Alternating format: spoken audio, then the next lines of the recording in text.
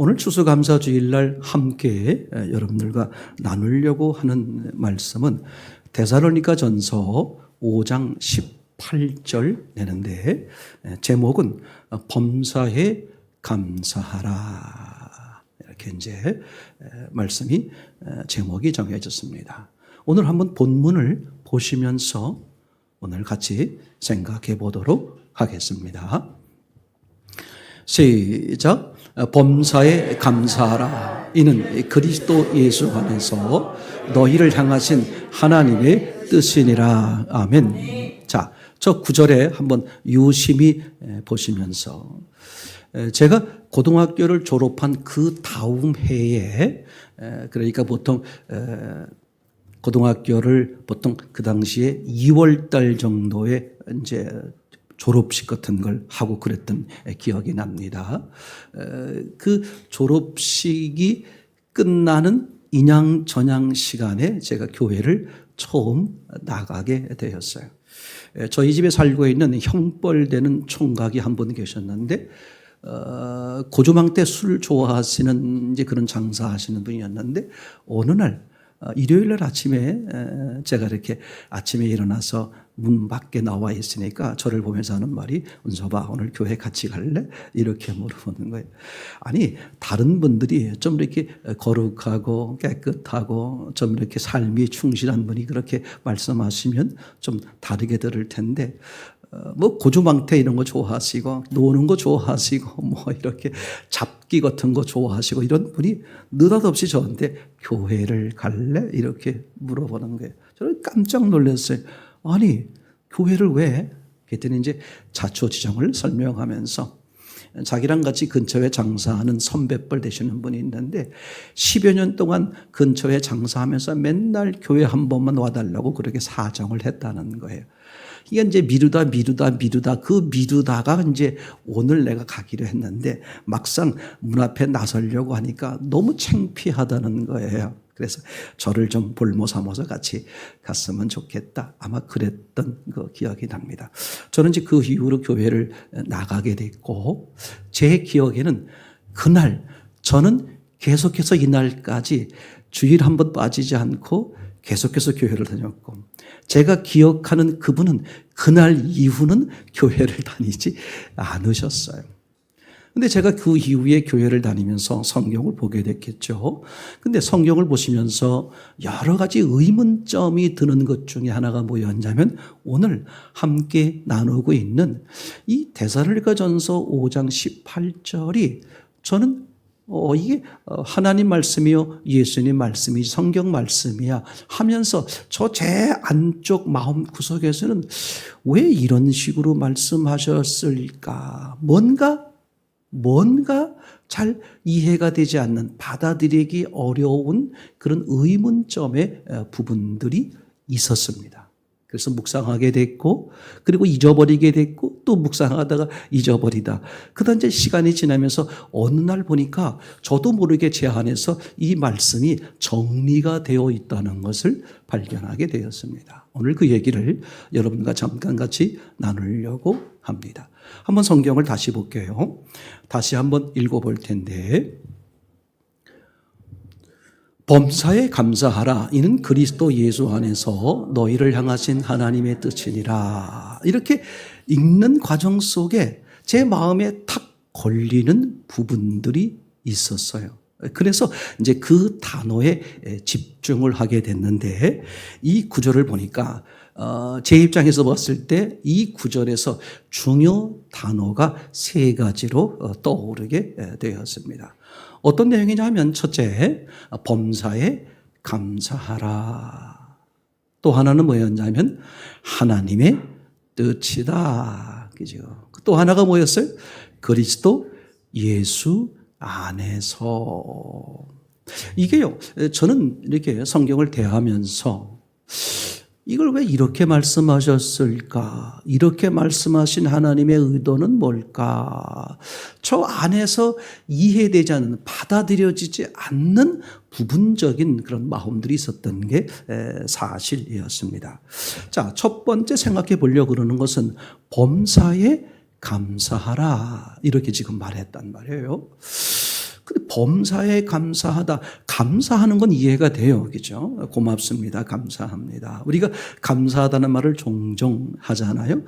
아까 얼마나 그분은 감사를 좋아하는지 옆에 앉아주신 것만 해도 감사하다. 저와 함께 살아주시는 분들, 남편이 됐던 아내가 됐던 또 우리 아이로 태어나 주셔서 감사합니다. 이렇게 엄마가 나의 부모님인 게 너무 감사하다. 이렇게 감사할 수밖에 없는 조건들에 감사하는 것은 너무나 당연한데 여기 뭐라고 말씀하셨냐 하면 감사하되 어떻게 감사하라? 범사에. 오늘 찬양을 인도하신 분이 그 가사 가운데도 그런 내용이 있었습니다만, 그죠?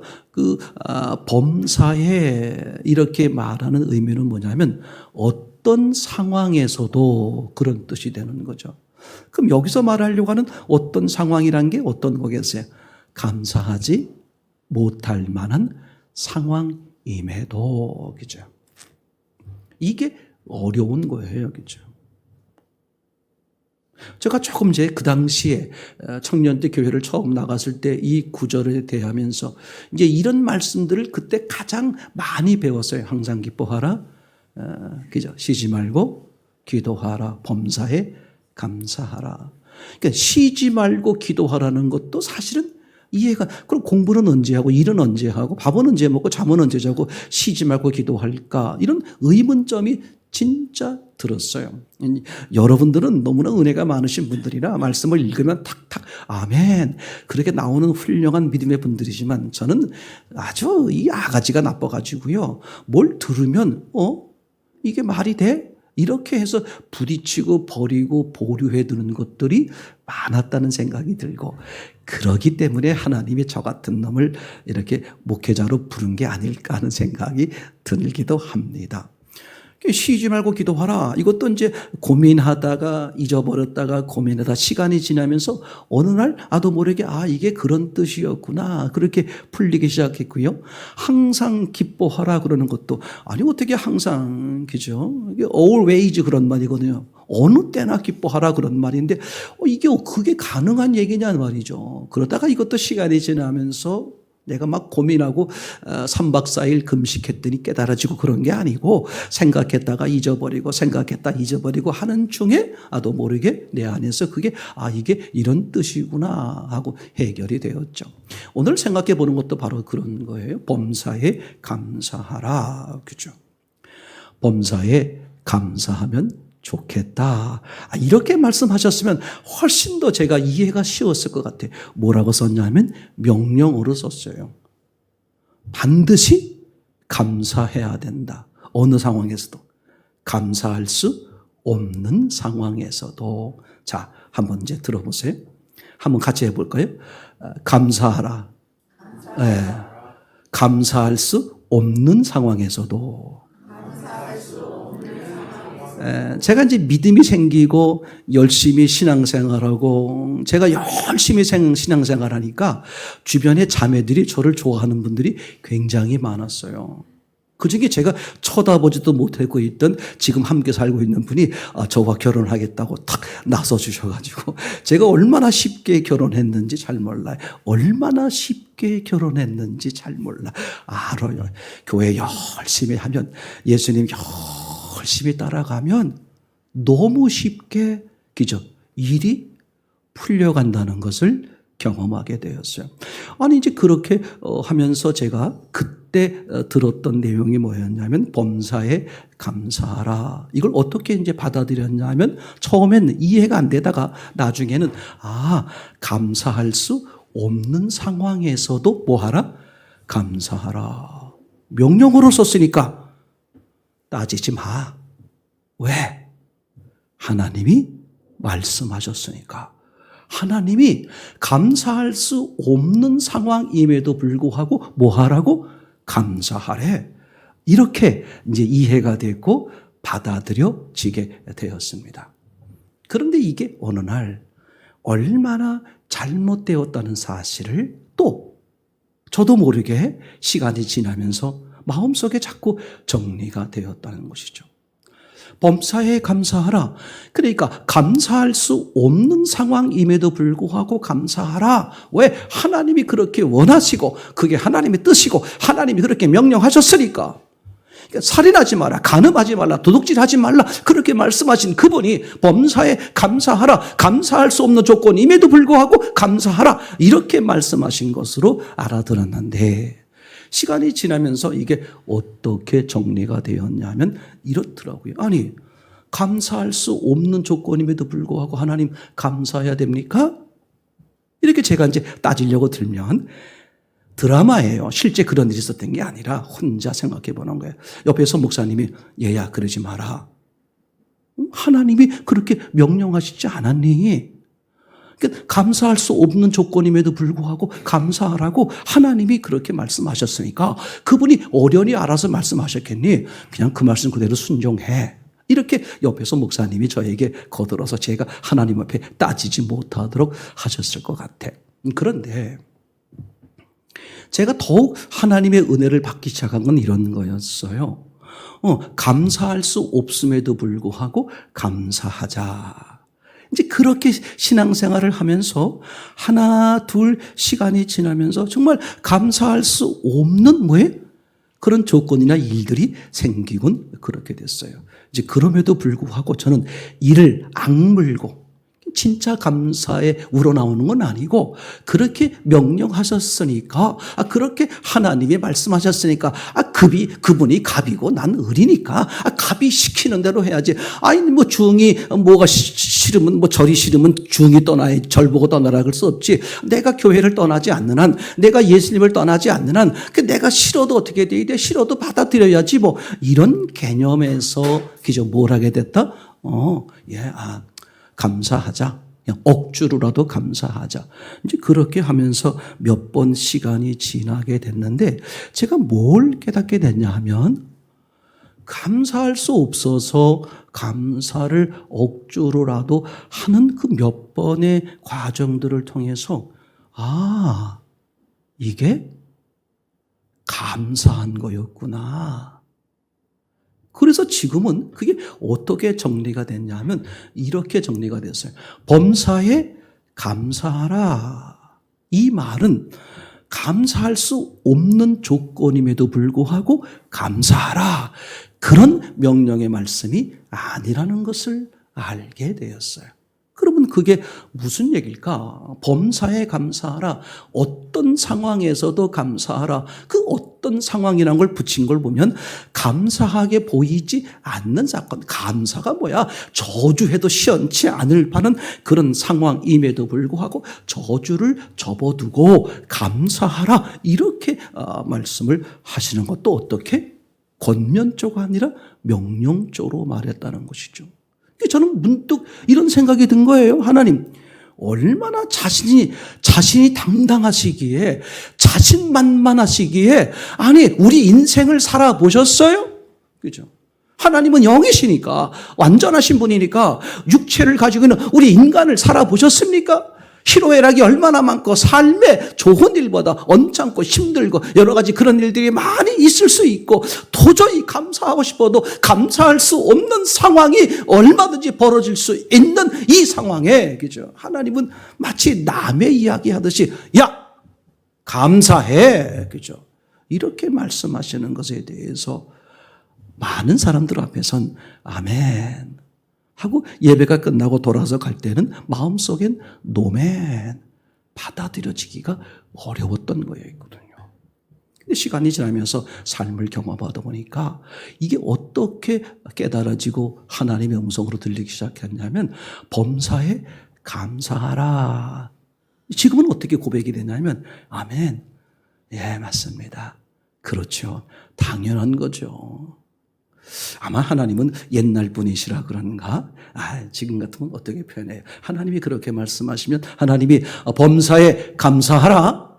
그러면 요즘 애들은 이렇게 이야기할 것 같아요. 우리는 지금 아멘 이렇게 하지만 젊은 친구들은 당근 이렇게 할 것 같아요. 당연한 거 아니에요. 그렇죠? 근데 이게 왜 당연할까? 제가 살아오면서 많은 경험들을 통해서 확인하고 너무나 믿어지고 알아지는 게 뭐냐 하면 하나님이 내게 허락하신 모든 일들 중에 하나도 감사하지 않을 게 없다는 것을 알게 되었어요. 그러니까 감사할 수 없는 조건임에도 불구하고 시끄러! 하나님의 명령이야! 창조주가 말씀하시는데 뭐 피조물이 따라서 하면 되지? 이게 아니라는 것을 알게 되었어요.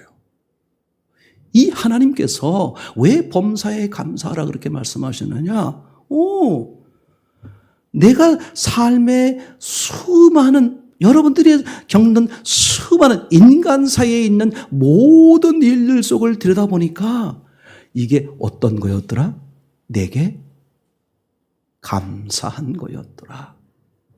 그러니까 하나님이 나로 하여금 당신의 아들 예수 그리스도를 죽이시기까지 하면서 나로 하여금 심히 좋은, 누구 눈에 보실 때 사람 눈에가 아니야. IQ가 조금 높은 어떤 사람의 말이 아니라 전지전능하신 하나님의 눈에 볼 때 네가 심히 좋은, 더 이상 좋은 게 있을 수 없는 최고의 상태로 나를 만들기 위해서 지금 어떻게 내 삶을 이끌어 갔으니 그게 알아지니까 저는 어떻게 고백할 수 있어요?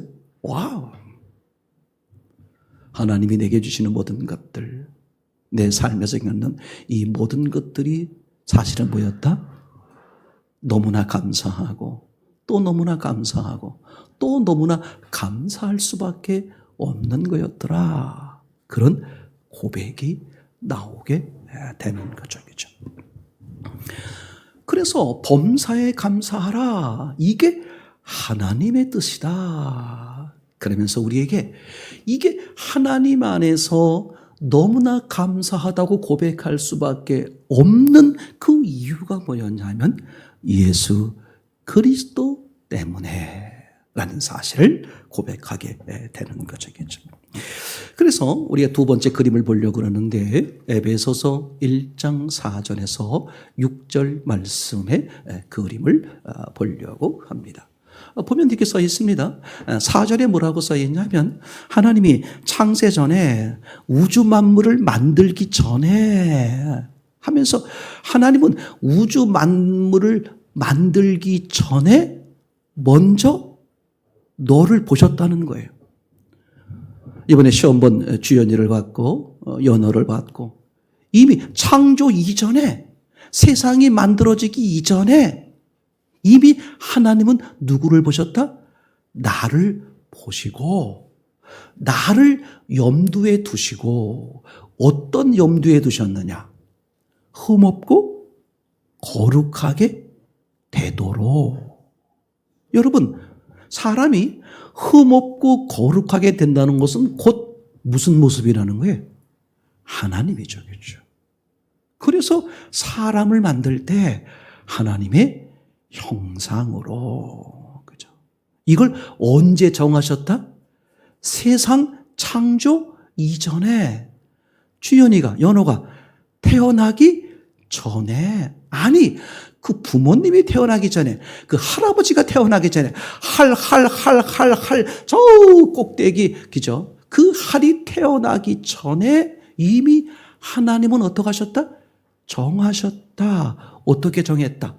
흠없고 거룩하게. 그걸 우리가 더 순화된 말로 바꾸면 어떻게 됐었어요? 하나님처럼. 얼마나 놀라운 얘기인지 몰라요. 그래놓고 5절에 뭐라고 말씀하시느냐?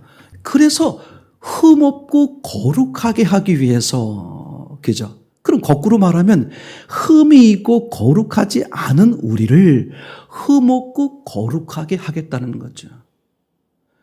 하나님 같지 않은 우리를, 흙에 불과한 우리를 어떻게? 하나님처럼, 하나님을 닮은 자처럼, 다른 말로 말하면 하나님의 자녀, 이런 얘기예요. 누구를 통해서? 예수 그리스도를 통해서.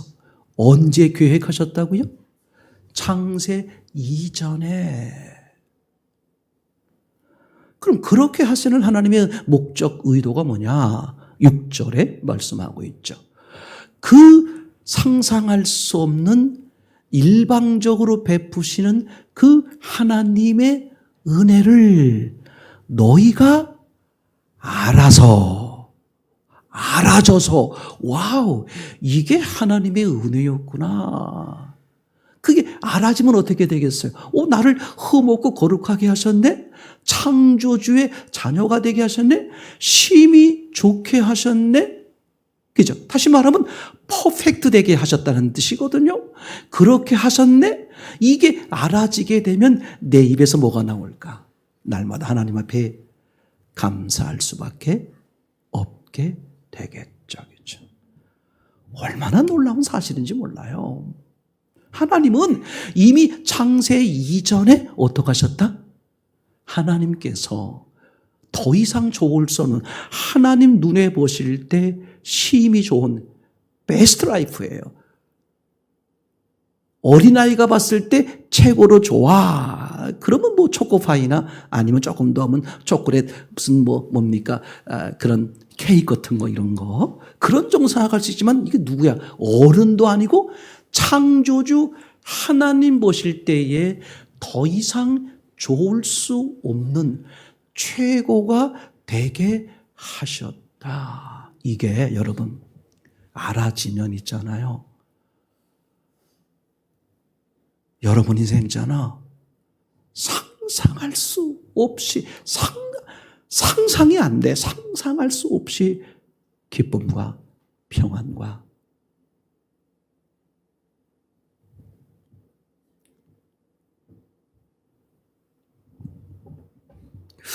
자, 이제 그래서 하나님은 이 창세 이전에 이미 완벽한 계획을 세우시고, 그럼 전능자 하나님이 계획을 세웠다는 뜻은 무슨 뜻입니까? 그 계획이 그대로 이루어졌다, 성취했다 그런 말이죠. 그러니까 우리 인생은 하나님 보시기에 베스트 라이프가 될 수밖에 없어요. 그죠? 퍼펙트가 될 수밖에 없어. 최고의 인생이 되는 거죠. 그런데 우리가 만약에 불행해지고 어려워지고 힘들어지고 나약해지고 불안해지고 그런다? 그게 기적이야. 그게 기적이라고. 그럴 수가 없어. 그럴 수가 없어.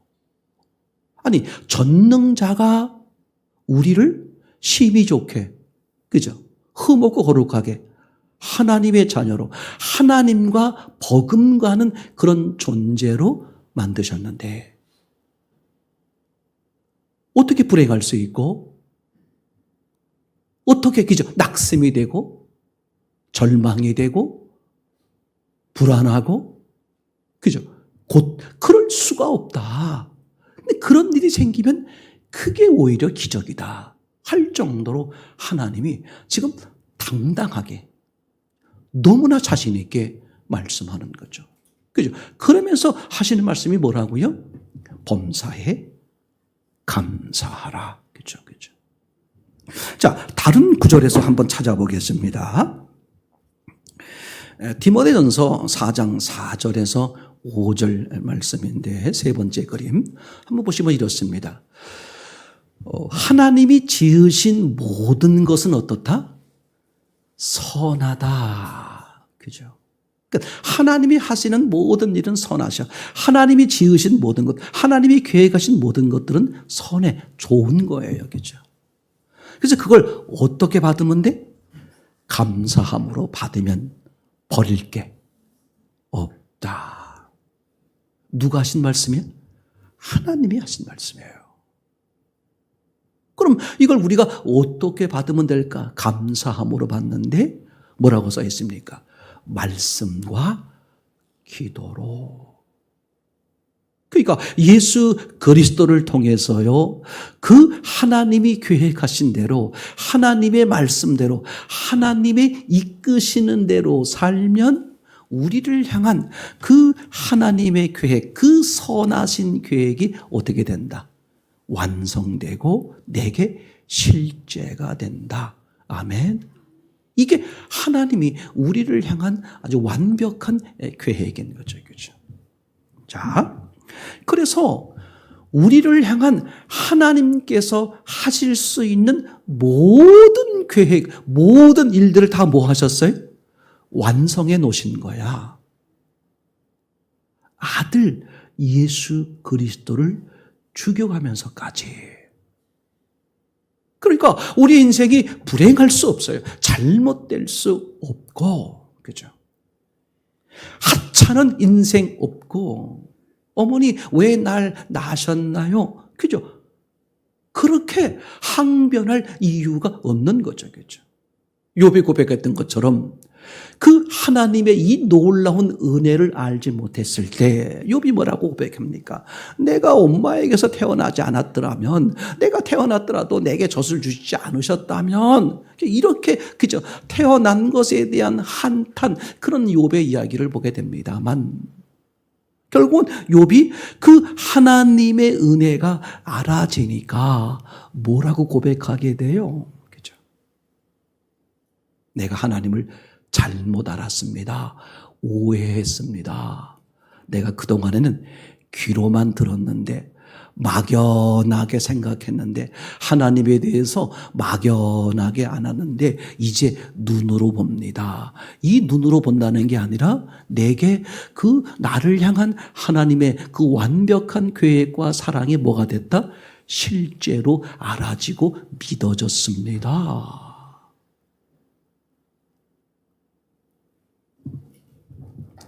여러분, 악한 영은 무슨 수를 써서라도 하나님이 여러분들에게 계획해서 그 완전하게 이루어 놓으신 그 은혜를 모르게, 잊어버리게, 하찮게 여기도록 그렇게 만드는 거예요.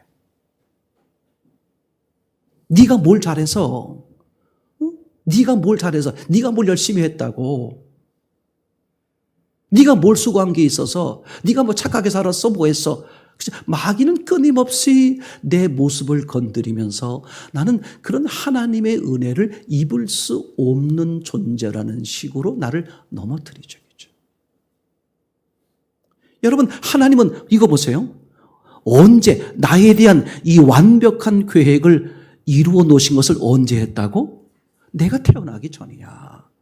내가 태어났어야 무슨 나쁜 짓을 했던 좋은 짓을 했던 뭐가 있을 거 아니에요. 내가 태어나기 전에 이미 하나님께서는 여러분들에 대해서 여러분의 한 사람 한 사람 이름을 기억하면서, 얘야, 내가 너를 베스트 라이프가 되게 했어.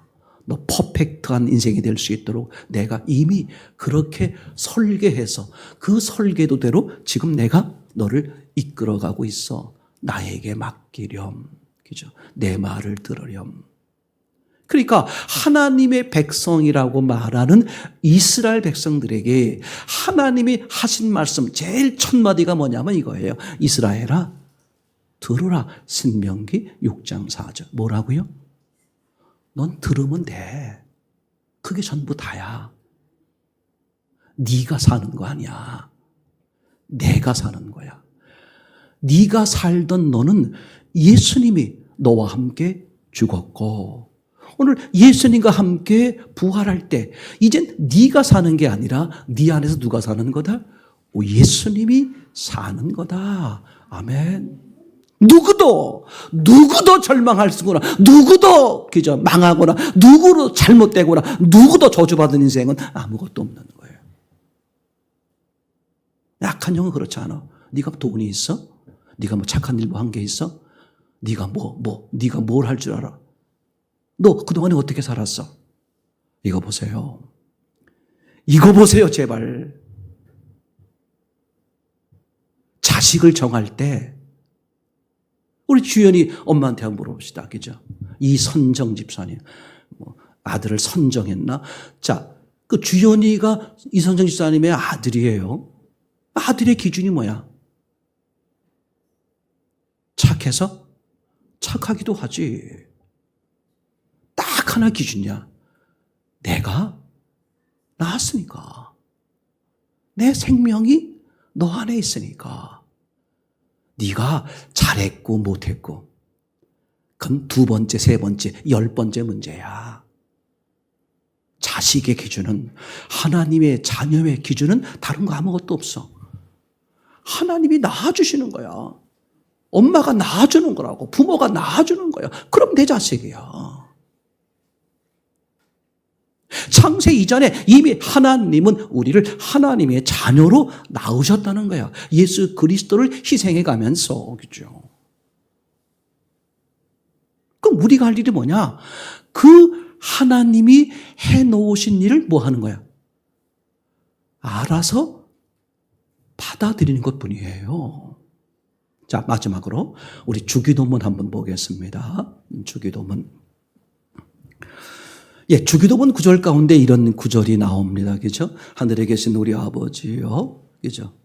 아버지 뜻이 하늘에서 이루어진 것처럼 어떻게? 땅에 여기서 오세요.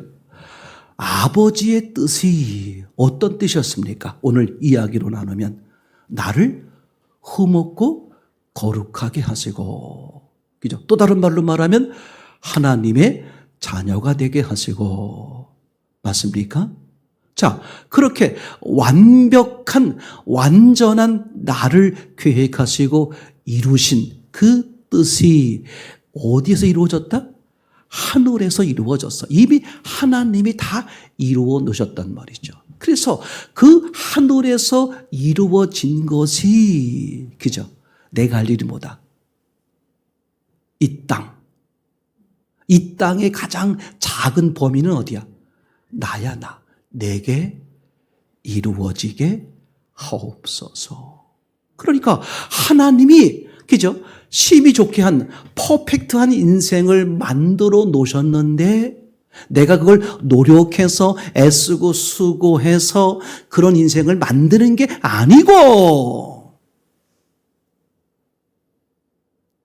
저는 열심히 안 살아보고 공부를 많이 안 해봐서 그 높은, 그 사람들이 말하는 그 세계를 잘 모릅니다만 그 세계를 해보신 분들의 공통점이 미치거나 자살하거나 이게 허전해서 견딜 수 없어 세상 마지막 삶을 타락의 삶으로 보내는 분들이 너무나 많다는 거예요. 그러니까 우리가 노력하고 애쓰고 수고해서 최고의 인생을 만드는 게 아니라 하나님이 창세 이전에, 내가 태어나기 전에, 네 부모가 태어나기 전에 이미 너로 최고의 인생이 되도록 아들 예수 그리스도를 십자가에 죽게 하고 부활하게 하고, 그죠? 그 모든 것으로 다 어떻게 하셨어? 성취해 놓으셨으니 너는 뭐 하라? 그것을 그대로 받아들이면 너에게 뭐가 된다? 그런 최고의 삶이 된다. 그래서 예수님이 제자들에게 우리가 하나님 앞에 뭘 구해야 될지를 좀 알려주십시오. 그랬더니 예수님이 유일하게 알려주신 게 이 주기도문인데, 주기도문의 지금 내용이 뭐였냐면 아버지의 뜻이 하늘에서 이루어진 것처럼 어디에 이루어지기를? 내게 이루어지기를 내가 원해야 한다는 거지. 우리가 할 일이 뭐냐? 요거 딱 하나야. 여러분, 예수님께서 모든 사람들을 위해서 십자가에 죽으시고 부활하셨어요. 모든 사람들의 죄를 짊어지시고 대신 해결하신 거야. 그럼 모든 사람들이 죄가 없어질 수 있고 모든 사람들이 천국 가고 지옥 가지 않을 수 있는데 왜 아직도 지옥 가는 사람이 있고 불행한 사람이 있을 수밖에 왜 없느냐? 단 이유는 딱 하나밖에 없어요. 오늘 요 주기도문, 오죽하면 예수님이 제자들에게 이 기도문을 알려줬을까? 네가 할 일이 뭔지 아니? 하늘에서 이미 너에 대한 최고의 인생을 이루어 놓았으니 그걸 네가 뭐 하라? 받아들이라. 이게 전부 다예요. 교회에 집중해야 됩니다. 예배에 집중해야 돼요. 예수님께 집중해야 돼요. 성경에 집중해야 될 이유가 여기에 있는 거죠. 자, 여러분들이 마지막으로 이런 의문이 생길 수 있어요. 아니 목사님, 아주 얘기는 뭐 드라마처럼 그럴듯한데 그럴듯한 게 아니라 실제야. 근데 그 사람에게 왜 그게 그럴듯하게 들리는 얘기냐? 이거 보세요. 아니 그건 하나님이 그렇게 했다고 하더라도 내가 그걸 어떻게 알아요? 그게 뭐 믿어져야 말이죠. 나를 향한 그렇게 완벽한 퍼펙트한 인생을 만들어 놨다고 할지라도 그게 내가 받아들여지고 믿어지지 않는데 어떡하란 말입니까? 그래서 잘 들으세요. 지난주에 함께 말씀을 드린 것처럼, 그죠? 우리 인생의 수많은 희로애락, 이 모든 사건, 사람, 삶을, 이런 모든 것들이 그걸 이용해서 하나님이 뭐 하신다? 그 하나님이 너를 향한 퍼펙트하게 이루어 놓은 그 인생을 어떻게, 그 계획을, 그 하늘에 성취해 놓은 걸 뭐하게? 내가 알아볼 수 있도록 하나님은 어떻게 내 삶을 건드리는 거다. 여기서 중요해. 악한 영은 뭘 하느냐? 내 삶을 건드려서 문제가 생겼을 때에 악한 영은 다른 쪽을 바라보게 하는 거야. 야, 너 봐봐. 너 지금 삼성 다니고 럭키 다니고 여기 이제 LG 다니고 저기 봐봐. 지금 다 이런 사람들 다 왜 저렇게 잘 다니는지 알아? 공부 열심히 해가지고 좋은 데 가서 그래. 야, 너 봐봐. 너 지금 저렇게 저기서 돈을 잘 버는지 알아? 아, 저 사람들이 친구 관계가 좋아서 그래. 악한 영혼 있잖아요. 그 사람을 하여금 그 사건과 문제가 있을 때 그 해결책을 어디로 바라보도록, 세상이요 육을 바라보도록 꼬드기는 거야. 이게 하나님의 견딜 수 없는 피눈물이에요. 하나님은 그 사건을 왜 우리에게 허락하셨을까? 뭘 보게 하려고? 내가 너를 얼마나 사랑하는지, 내가 너에 대해서 얼마나 완벽한 계획을 다 이루어 놓으셨는지. 그래서 네가 그 하나님을 바라보는 순간 너에게 준비된 길이 눈앞에 보이게 하고, 결혼도 그래요. 일터도 그래요. 내 삶의 모든 것들이 너무 신기한 거야. 아니, 하나님을 바라봤는데 왜 일터에 길이 보여? 아니, 하나님을 바라봤을 뿐인데 왜 내가 함께 사는 사람을 만나지게 돼? 이게 전혀 세상적 계산으로는 이게 안 맞아 보이는 건데 이게 너무 놀라운 거예요. 하나님은 내 삶의 모든 일들을 통해서 뭘 알아보게 하려고? 에베소서 1장 6절에 말하고 있는 것처럼 그 하나님의 세계, 너를 향한 하나님의 완벽한 그 사랑의 은혜의 계획이 뭐하게 하려고? 알아지게 하려고. 나만 장군이 그 당시로 말하면 뭐가 되었습니까? 세계를 지배하는 나라의 2인자야. 더 이상 권력이 높아질 수가 없는 최고의 권력을 가지신 분이 나만 장군이에요. 그럼 그분은 세상에 있는 사람들이 추구하고 있는 모든 것을 한꺼번에 쥐고 있는 자인데 그 자에게 뭐가 생겨버렸어? 문둥병이 생겨버렸어요. 그런 문둥병 때문에 견딜 수 없는 거야. 그동안에 가지고 있던 이 모든 것들이 있으나 마나하게 돼버린 거야. 비참할 수밖에 없는 상황이 된 거야. 그죠? 그게 우연이 아니라 우리에게 벌어지는 모든 일들은 하나님의 계획이 있고 의도가 있는데, 그죠? 하나님은 왜 그 나만 장군에게 문둥병이 있게 하셨을까? 그죠? 그 집에 포로로 끌려온 계집아이, 아무 힘이 없는 포로로 끌려온, 그죠? 식모살이하는 계집아이가 있었어요. 종이요, 노예적이죠. 근데 노예가 자기 주인께서 문둥병을 앓는 걸 보고, 아유, 부인한테 말하기를, 아유, 저 우리나라에 가면 그 선지자가 있는데 그분한테 가면, 아, 저거 다 깨끗하게 낫는데, 이런 얘기를 했는데, 이거 보세요. 높고 높으신 나아만 장군께서 낮고 낮은 그 종이요 노예에 불과한 그 계집아이 말을 어떻게 듣겠어요? 근데 뭐가 듣게 했다? 문둥병이 나아만 장군의 마음을 낮춰놓은 거야. 그래가지고 나아만 장군이 어떻게, 뭐야? 이 문둥병을 고칠 수 있다고? 너무나 마음에 확 들려오는 거예요. 그래, 그 위험을 무릅쓰고 그 계집아이 말만 듣고 어떻게 돼? 그 길을 떠나게 된 거잖아요. 그래서 요단강에서 이제 몸을 씻고 나니까 어떻게 됐습니까? 문둥병이 깨끗하게 났는데 그것으로서 성경 사건이 끝나면 재미없는 거죠. 하나님은 문둥병을 고쳐주려고 거기까지 끌고 온 걸까? 그러면 처음부터 문둥병이 생기지 않게 했었으면 좋았을 거잖아요. 아니, 병을 고치시는 분이 병을 주기도 하는 분인데, 처음부터 그런 병이 없게 했으면 간단한데 왜 병이 있게 했고 그 병 때문에 그저 거기까지 오게 해서 그 요단강에서 병을 고치게 만들었을까? 근데 나만 장군이 나중에 고백하죠. 뭘 고백하죠? 내가 진짜 하나님을 발견했습니다. 세상 신 가운데 오늘 여호와 하나님만이 유일한 신이요 유일한 하나님인 것을 발견했습니다. 그러니까 나만 장군은 기껏해서 내 육의 문제를 해결하기 위해서 불철주야 찾고 찾는 그런 삶을 살았지만 오늘도 수많은 사람들이 어떻게 하면 돈을 많이 벌 수 있을까? 어떻게 하면 사회적 지위가 높을 수 있을까? 어떻게 하면 누리고 살 수 있을까를 추구하며 그것 때문에 야옹다옹하면서 살아가고 있는데 하나님은 그것보다 상상할 수 없는 영의 복이요 영원한 복이요 이미 하나님이 세우는 그거와 비교할 수 없는 뭐예요? 거룩하고 흠없는 하나님의 자녀로서의 그 상상할 수 없는 복을 주시기 위해서 나만을 끌고 오는 것이고 여러분들을 끌고 오는 거죠. 와우. 그러니 어떻게 돼요? 그게 알아지면 믿어지지 않겠습니까? 믿어지면 뭐가 절로 나오겠어요? 범사에 감사합니다. 그런 믿음이 만들어지는 여러분 되기를 소원합니다.